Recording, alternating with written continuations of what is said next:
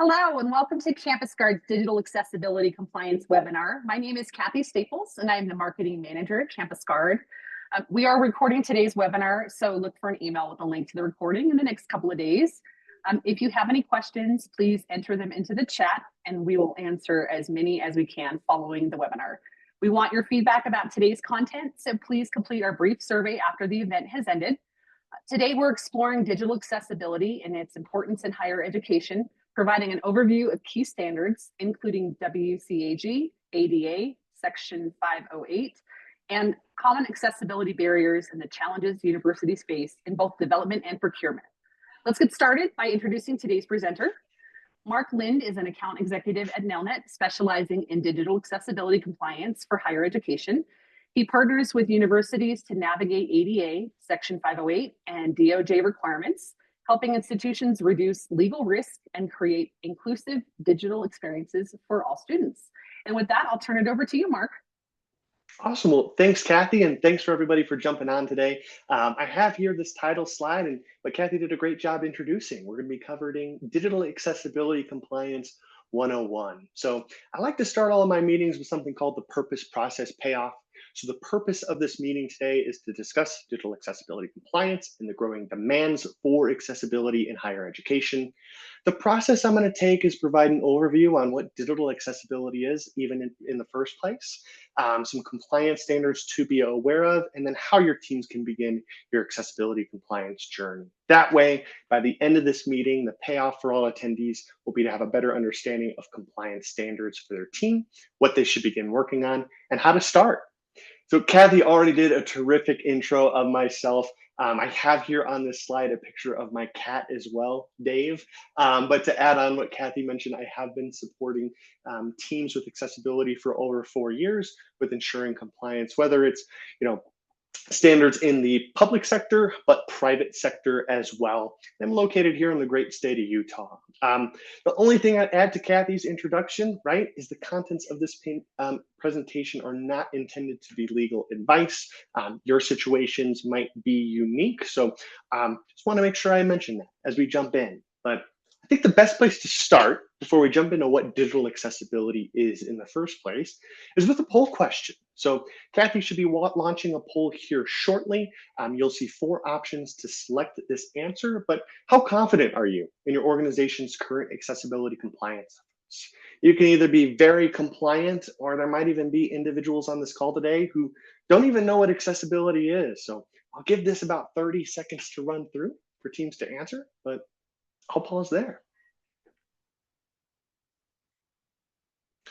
While the poll questions are rolling in, I think another little fun fact about myself, my background's in mechanical engineering and mathematics, and it's always funny seeing these polls, that bell curve of a specific answer. So it looks like the poll question can be ended now. So we've got about 14% of people who feel very confident about their process.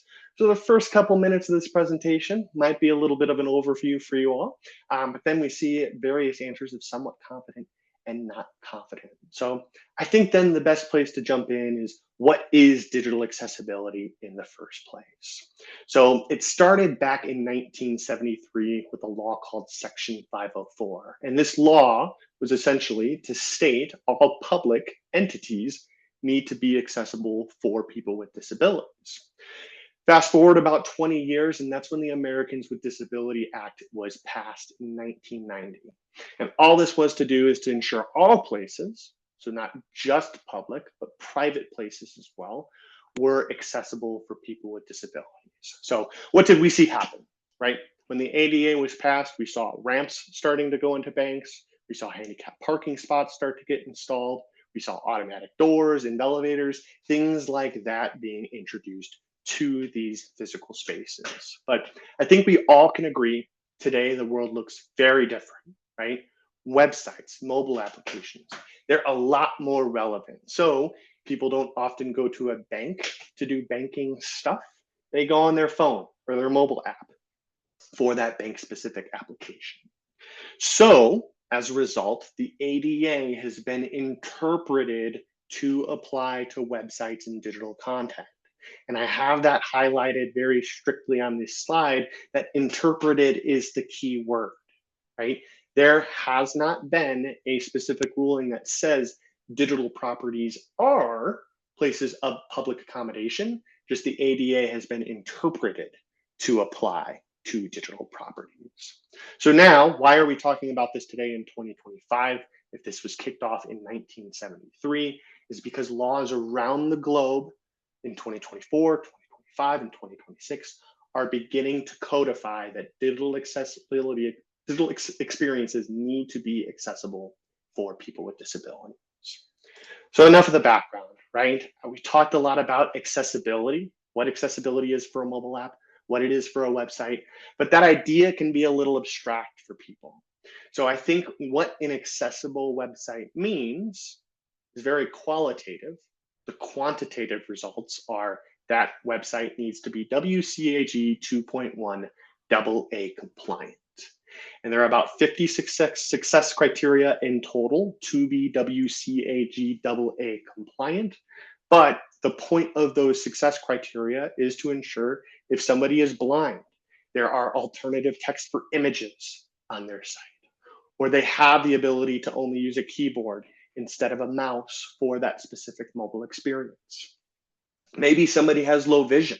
So if you are colorblind, making sure that color contrast looks accurate on that site, right?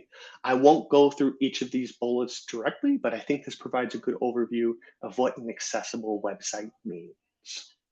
I think something also difficult for teams to conceptualize, right, is we've all set up our iPhone or Android or computer, and we've had the option to opt into accessibility settings.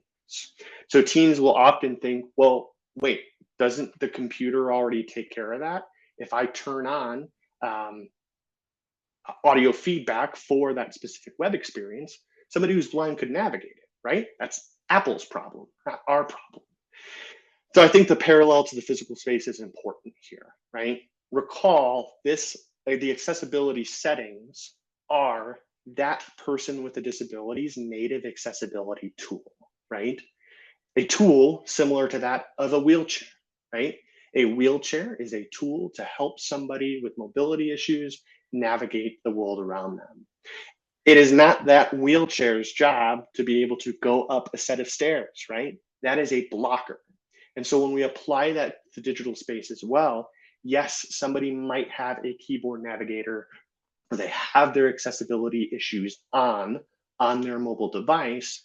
But if we forget to have alternative text, for an example, on an image, then what that tool will read back to them is whatever that caption is.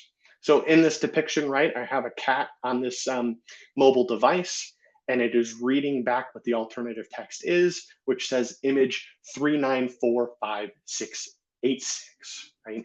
That is not helping somebody with a disability and is not compliant with the WCAG standards. So it's our role as universities to ensure that our mobile experiences are compliant and are coded correctly to work with people's native accessibility tools. So I think this is a great segue into another poll question, Kathy.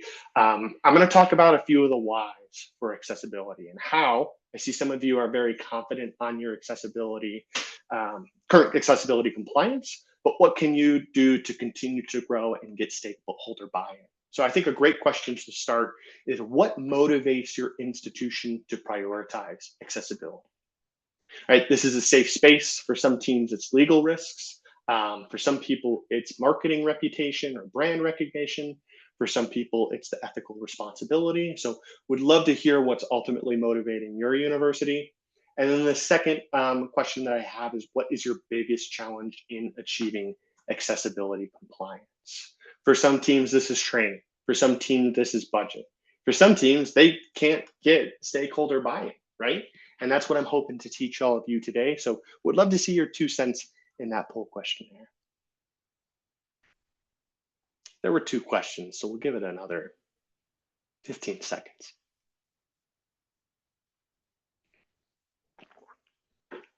It's great seeing the motivator for a lot of teams being that ethical responsibility and inclusion, but also totally understand the teams that are saying legal risk. We'll talk a little bit more about these laws next.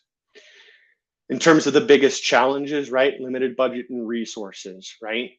Seeing that is a very popular answer right now. And we can talk through in a little more detail how we can help empower your team to get things like additional budget resources from stakeholders, as well as that lack of awareness and training. Great point and a common obstacle we see. So thanks for all your input. I think with that, when we talk about solving for digital accessibility, right? Some of you mentioned limited resources. That might be budget.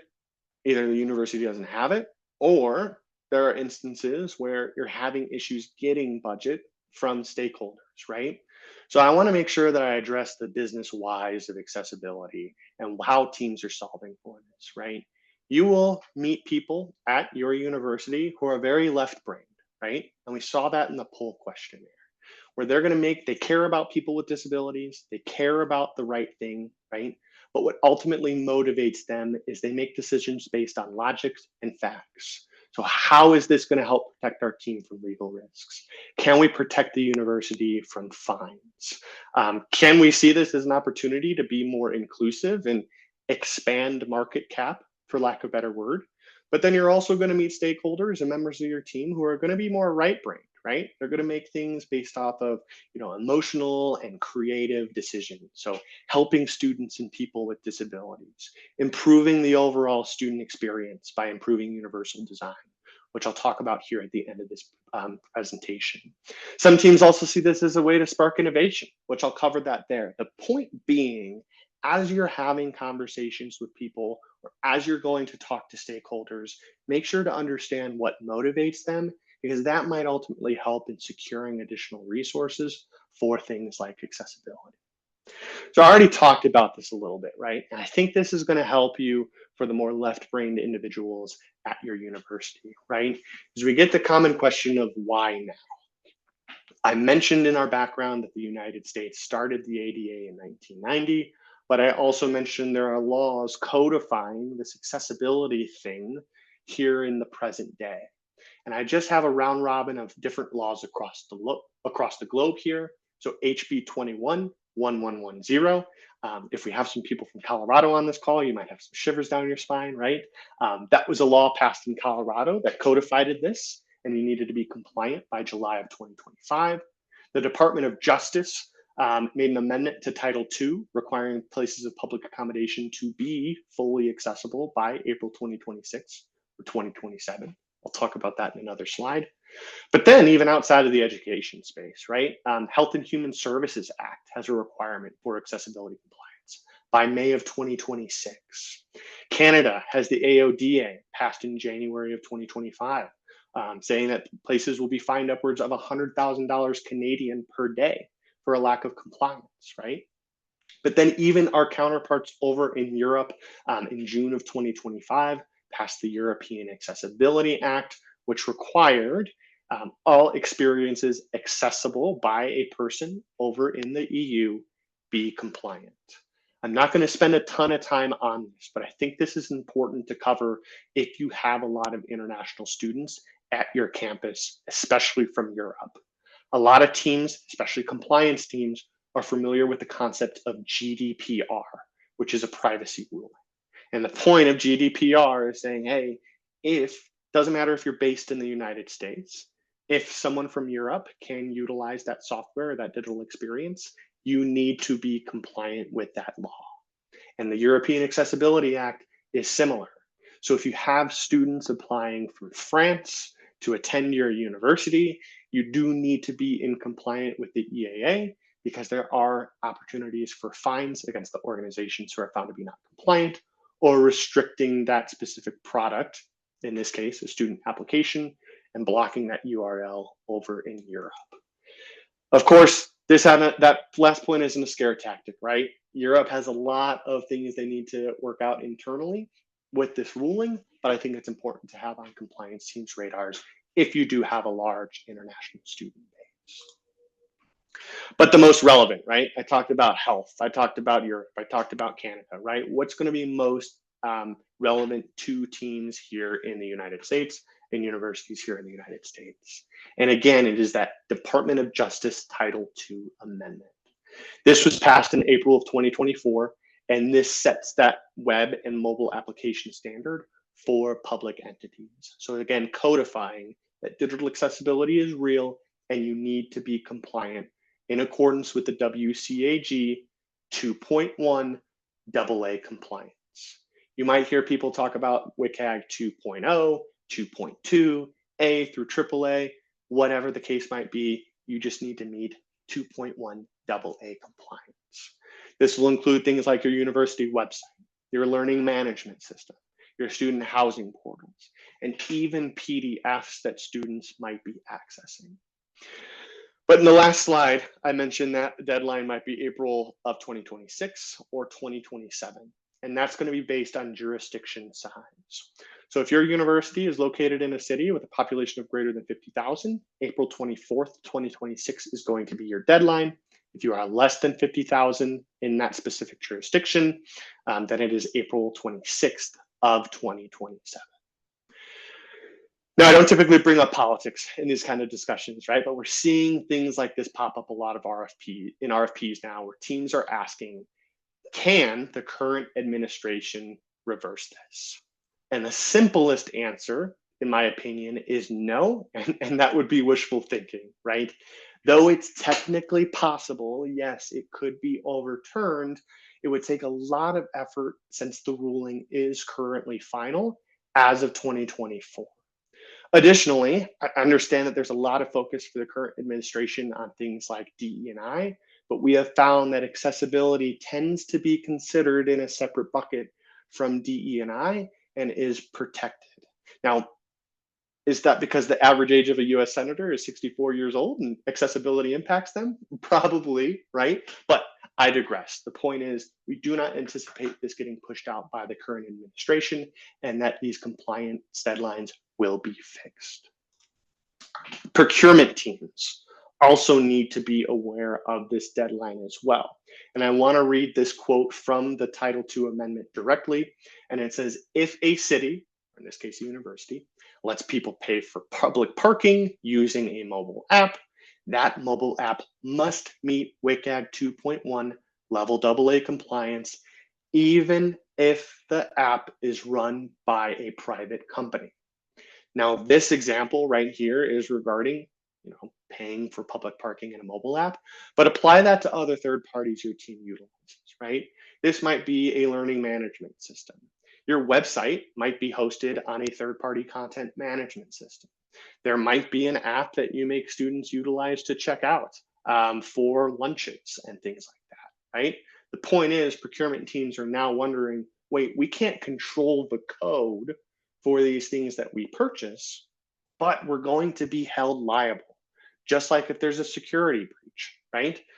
There needs to be a level of understanding and assumed risk when purchasing that piece of software. And I'll talk about some strategies that your procurement team can look at as well.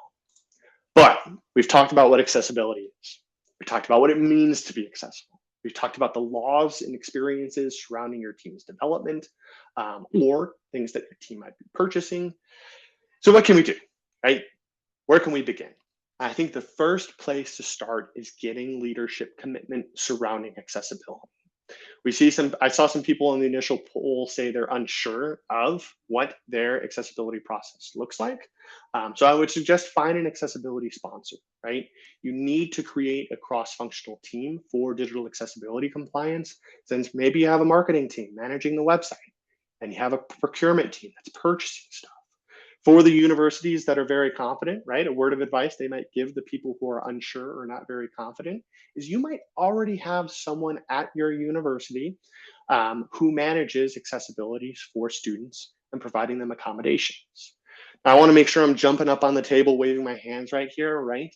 If you have an accessibility office, that does not mean that person is currently managing this DOJ deadline, and I would make sure to validate with them is, hey, are you doing things like auditing on the website? Because oftentimes those accessibility offices might just be a place of accommodation to help students with disabilities for things like classroom accommodations. The second step would be inventory, right? This, I would say, is one of the largest, one of the best places to start and largest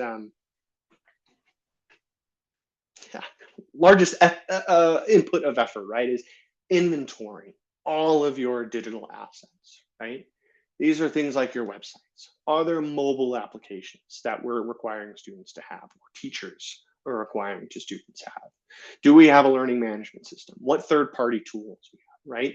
Build out that list, and then we move to step 3, which is triage that list.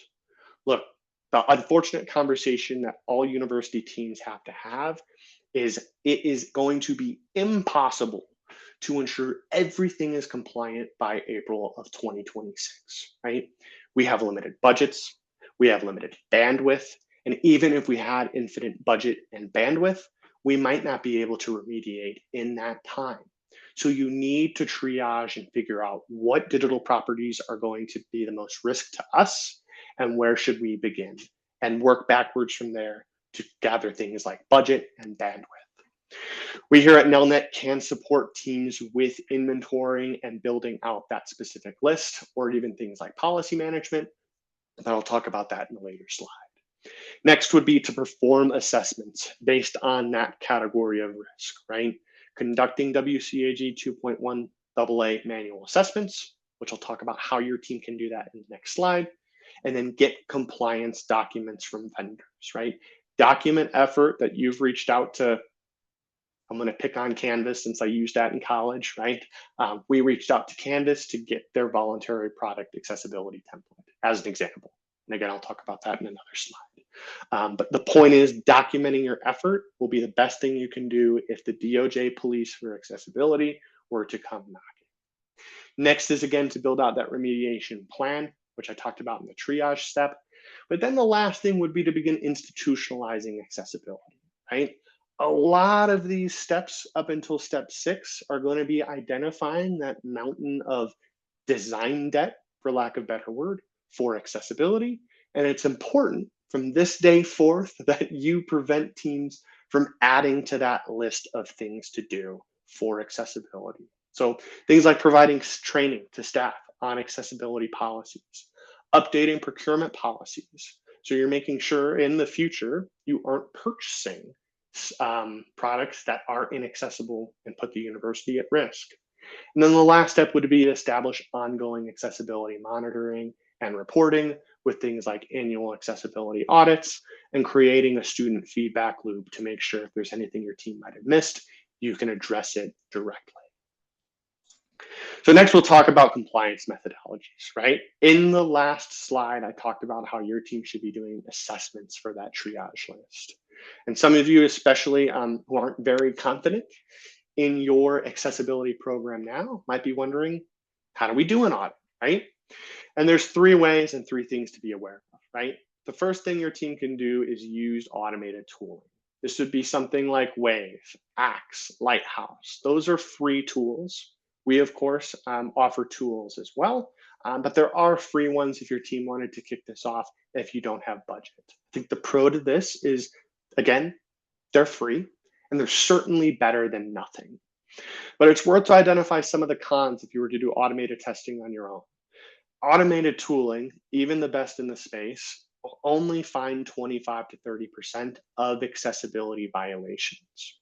If you talk with an accessibility vendor who says that they go above 30%, I'd heed you to take some caution against that vendor's tool, because any of us we might have some math people on this call today, right?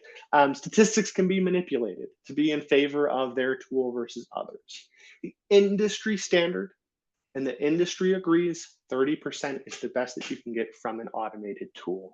And the other concern is if you are kicking this off for your first time, those tools are very good at finding a lot of accessibility issues, which can make it difficult to triage and build out a plan, but it can also create false positives. So spending time fixing something that actually isn't an issue. The next step would be to learn to do manual testing with something like NVDA, which is a screen reader that a student with a disability might utilize to access either the website, course content, you name it. The pros to this, it is free, kind of, right? There's time that we put into manual testing, even if your team were to do that on their own. But NVDA is a free tool that's open source for teams to download. And these are going to provide stronger results than automated testing alone. If you're trained, which is where we go into the con section, right? It requires training to use NVDA. Even if you know how to use NVDA, you need to learn how to run those tests correctly, right? It can be timing consuming to do manual testing, which goes back to one of the bandwidth concerns we saw from the poll questionnaire. And there is risk if this is done incorrectly. Even if you're trained on how to learn NVDA, you're confident with your test results, there still is the step of, hey, I found 200 issues. How do I fix them, right? Which then leads us into part 3, which is finding a certified partner to run these accessibility tests or train your team, right?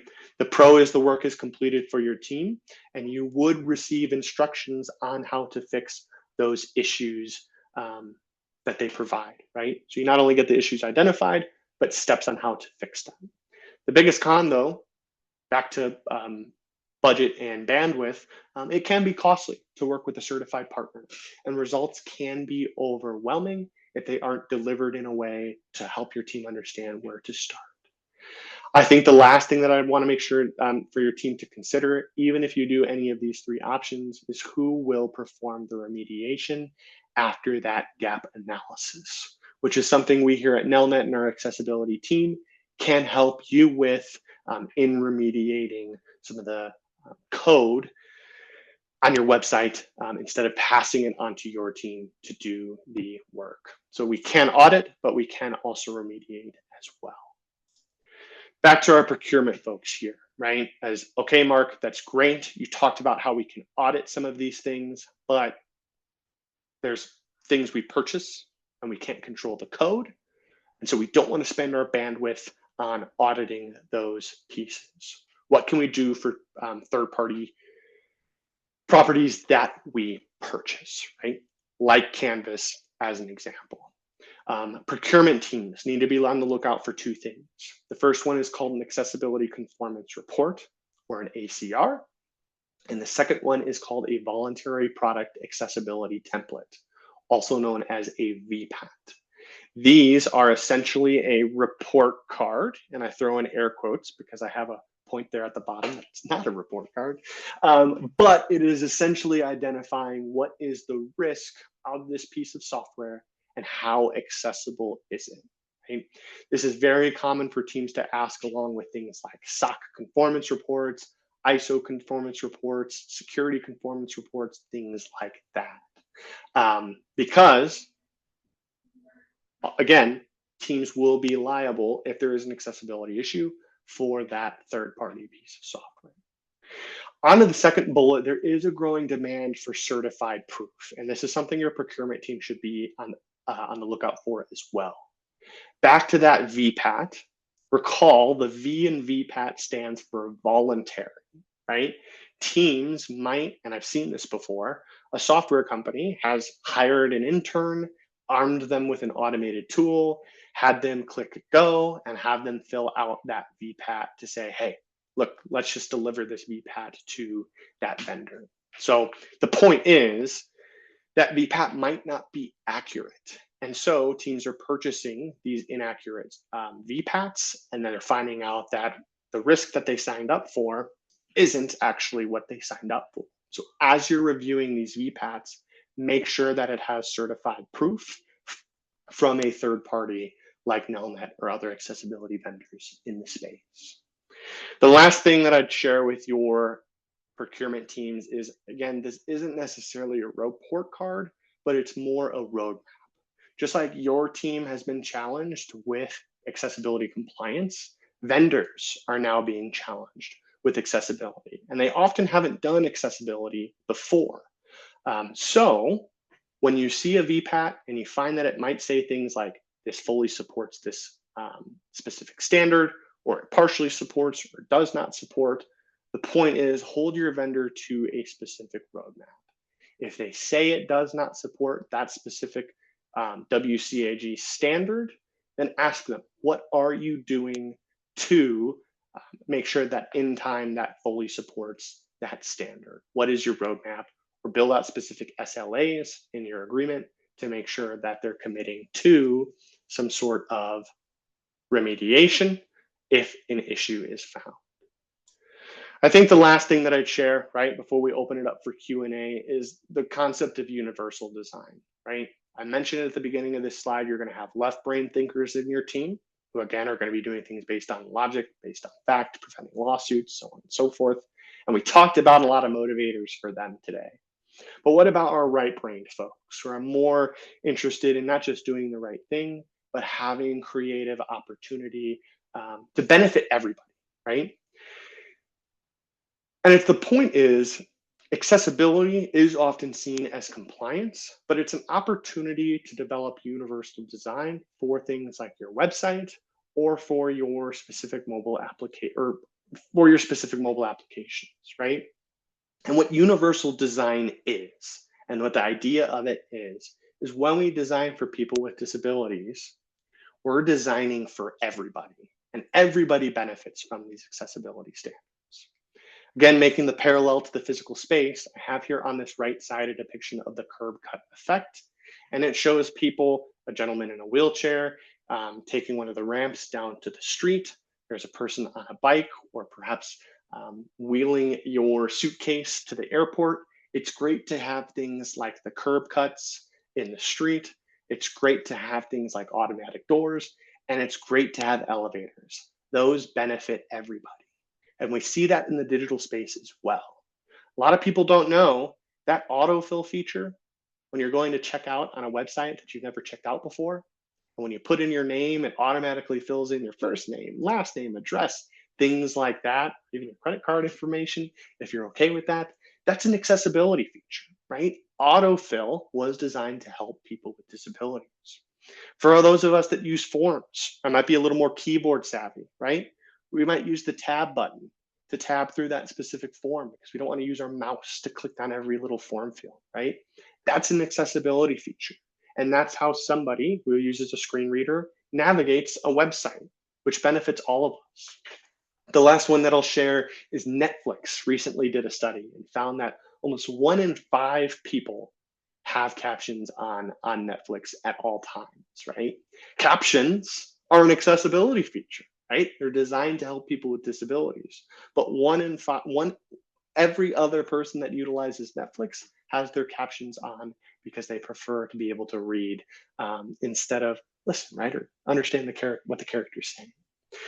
And as a result of those improved digital experiences, this is going to be a little more private sector focused, but it's worth noting that Tesco did a case study where they did an accessibility redesign, and they found that they were able to generate almost $17 million more per year based on an ROI because they've improved the experience for all customers, right? So that's just an example of not just a qualitative, but a quantitative statistic for, again, as you reach out to stakeholders, what might be the real benefit of accessibility. The last thing that I share is regarding some of our services, right?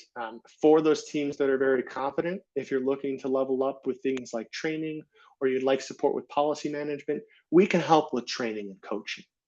But for teams that are kicking off their journey for the first time or need support with things like policy management or for performing those manual tests, we have an all-in-one solution where we can perform the assessments, we can perform the remediation if your team would like us to, and we can help coach your team in the future to make sure future accessibility issues aren't introduced. And we take a lot of pride in our ability to not just be able to perform those assessments, but to be able to take the accessibility issues that are found and fix them for your team. I think the last thing I'd share, of course, is as you make changes to your website or web application to meet these accessibility standards, you might want to reach out to our friends over here at CampusGuard to conduct some penetration testing or IT security assessments to make sure that other vulnerabilities haven't been introduced and put your institution at risk. So with that, a little ahead of schedule here. I'll pause here for questions. Thanks, Mark. All right, I got a question here. We've spoken with our third-party software vendors in the past about accessibility compliance, and they refuse to provide proof of compliance. What should we do? Doesn't sound very helpful. Yeah, I wish there was a silver bullet answer, right? And unfortunately, there is a level of, look, you can't force them to make code level changes.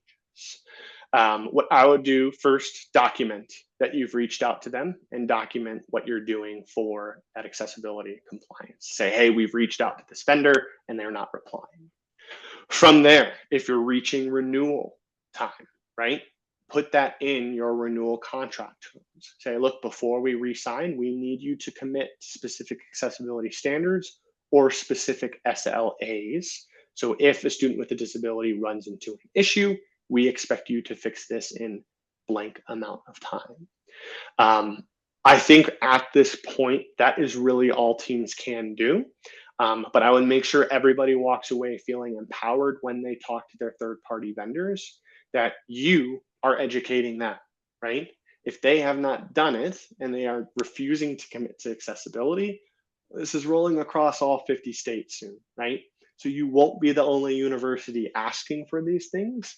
And if that vendor really doesn't choose to commit at some point in time, we'll see how long they stay in business, right? Because again, that would be like them ignoring security concerns just with all the laws that we're seeing in the space of accessibility. So great question. All right, great. We have another one here. Are teams leveraging AI to solve accessibility compliance? Teams are beginning to leverage AI, but back to the universal design idea, right? Accessibility is very user driven, right? Computers do a great job at remediating or identifying data, but they don't know a lot about user experience. And that's why automated tools only find about 30% of issues, right? And why manual testing is necessary. AI at this point in time, there are vendors that claim you install a line of code on your website, it's going to fix everything.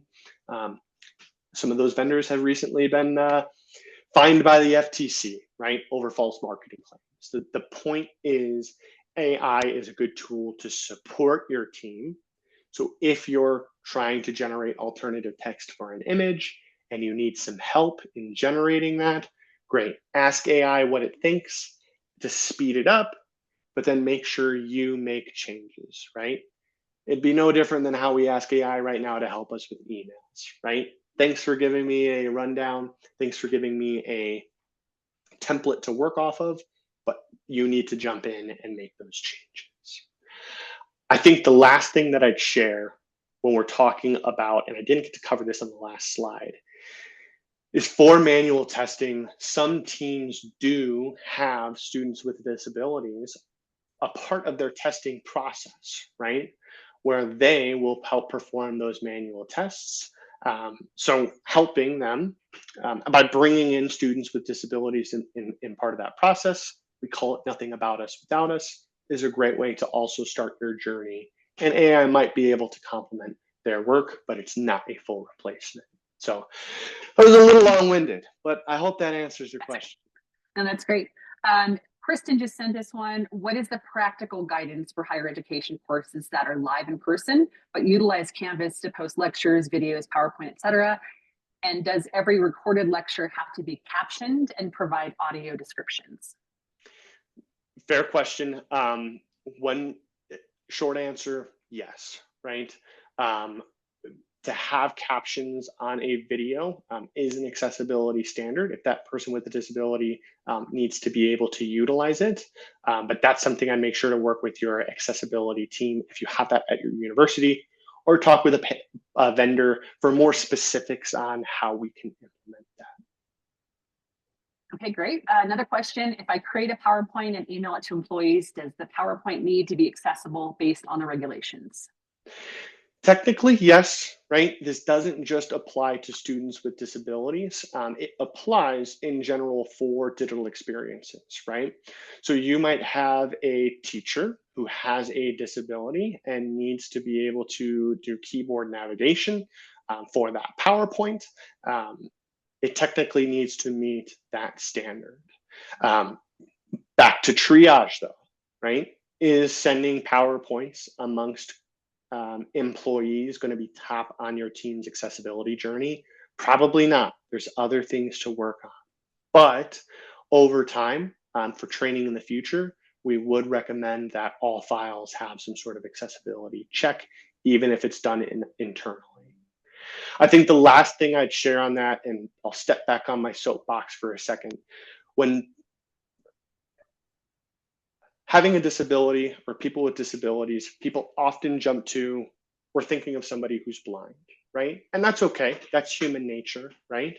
But back to that one slide, disabilities one in four people have a disability, right? And disabilities can happen at any point in time. So though all of your employees and teachers might not have a disability, my mother, for example, was sighted her whole life. She recently got macular degeneration, and so she needs things like visual accommodations for files, and she's never had a disability her whole life, right? So though people might not need it now, it's important to consider the future as well for documents, even for internal employees. Back off my soapbox. Great question. We have another question from Kristen. What do you recommend for the STEM courses that utilize several complex graphs, charts, diagrams, and require students to identify certain structures, pathways, diagnoses, etc.? I love that question because, like I've shared previously, my background's I'm a minor in mathematics and engineering, and one of the first questions when I got in this accessibility space is, there are some equations that are more symbols and letters and numbers than there are just a basic sentence, right? How do you accommodate that? My recommendation, first, they do need to be accessible, right? And there are special tools that can be used to make things like math equations accessible, right? That's where I would really lean on working with a partner for training, because it can get so complicated when we get to some of those higher level math courses as well.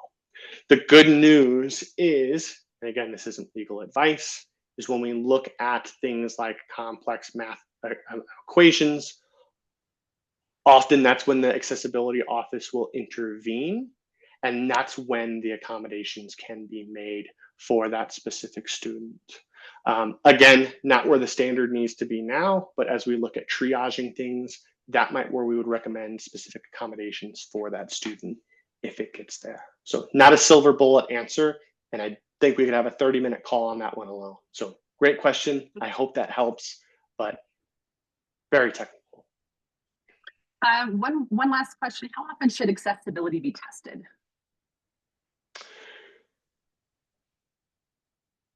Tricky answer.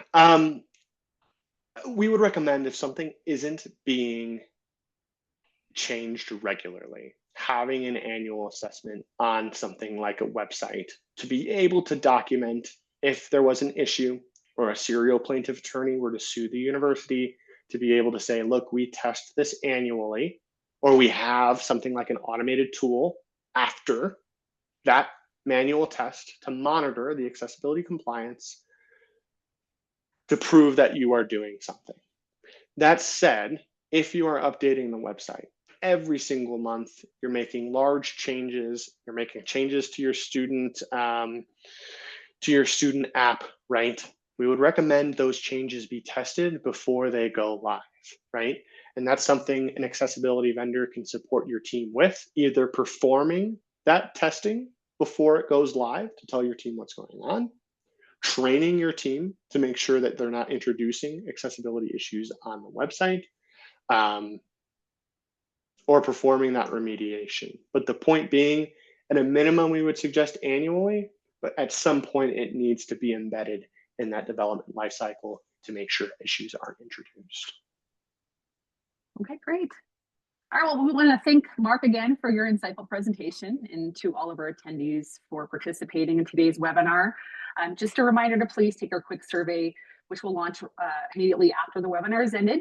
And if you have any questions, please feel free to reach out to us. And have a great day, everyone. Thank you. Take care, everybody.